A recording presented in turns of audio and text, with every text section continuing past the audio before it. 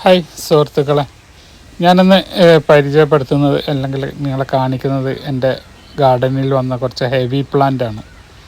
ഇതാണ് കുളമ്പ് മാങ്ങ. വീട്ടിൻ്റെ മുന്നിലൊക്കെ വലിയ മാവ് ആർക്കെങ്കിലൊക്കെ വെക്കണമെന്ന് ആഗ്രഹം ഉണ്ടെങ്കിൽ വെക്കാൻ പറ്റിയ ഇത് 4 kg മാങ്ക എന്ന് പറയും. അപ്പോൾ അതൊക്കെ ഫ്രൂട്ടായി തുടങ്ങിയ മാവുകളാണ്. അപ്പോൾ വീട്ടിൻ്റെ മുന്നിൽ ഒക്കെ ടെറസിലൊക്കെ വെക്കണമെങ്കിൽ വലിയ മാവ് ടെറസിൽ ഇത് കയറ്റാൻ കുറച്ച് ബുദ്ധിമുട്ടാവും. അപ്പോൾ വീട്ടിൻ്റെ മുന്നിൽ മറ്റുള്ള താഴെ വെക്കാൻ ഏറ്റവും ബെസ്റ്റ് മാവാണ്. ഇത് ഓൾറെഡി ഹാഫ് ഡ്രമ്മിലാണ്. അപ്പോൾ ഇത് കട്ട് ചെയ്ത് വന്നിരിക്കലോ വലിയ ഡ്രമ്മിലേക്ക് മാറ്റണം, അല്ലാന്നുണ്ടെങ്കിൽ താഴേക്ക് വെക്കണം.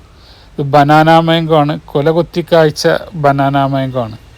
പക്ഷേ നമ്മളെ യാത്രയിൽ ഒരുവിധം മാങ്ങകളൊക്കെ കുറേ പൊട്ടി. എന്നാലും ഒരു 10-15 കിലോ മാങ്ങ പതിമുണ്ട്.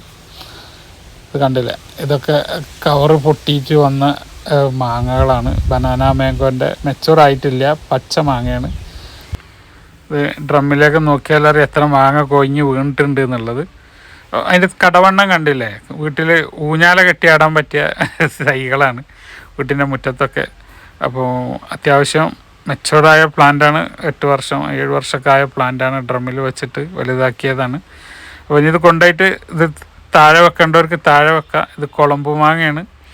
അപ്പോൾ മാങ്ങൻ്റെ ഒരു എണ്ണം ഇത്രയും കൊഴിഞ്ഞിട്ട് ഇത്രയും എണ്ണം ബാക്കിയുണ്ട്. അപ്പോൾ ഇനി ഇവിടെ നിന്ന് അങ്ങോട്ട് ട്രാവൽ ചെയ്യുമ്പോൾ ഇനിയും കൊഴിയാൻ സാധ്യത ഉണ്ട്. ബനാന മാങ്കാണ് ആ കാണുന്നത്. അപ്പോൾ വലിയ മാവിൻ്റെ ആഗ്രഹമുള്ളവർക്ക് ഒരു അവസരമാണിത്. ബനാന മാങ്ക റെഡ് കളറിലേക്ക് ഇങ്ങനെ മാറിക്കൊണ്ടിരിക്കുകയാണ്.